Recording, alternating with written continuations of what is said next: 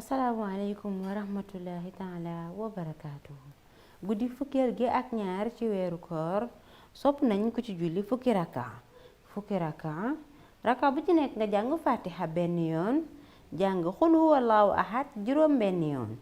des na ko ci wutal ci àjjana juróom-ñetti junniy soxna te des na ko boole ci dëkkandoo yenent bi sallallahu alayhi wa sallam.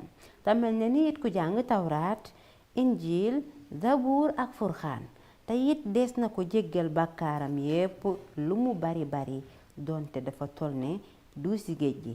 te des na ko bindal itam tuyaabay jaamu yàlla juróom-ñaar fukki at mel na ni it ku goreel junniy jaam. te bu bis penc baa des na ko ramuloo li ko soob ci ñi naroon a dem safara te dana tàbbi àjjana deesu ko xisaab.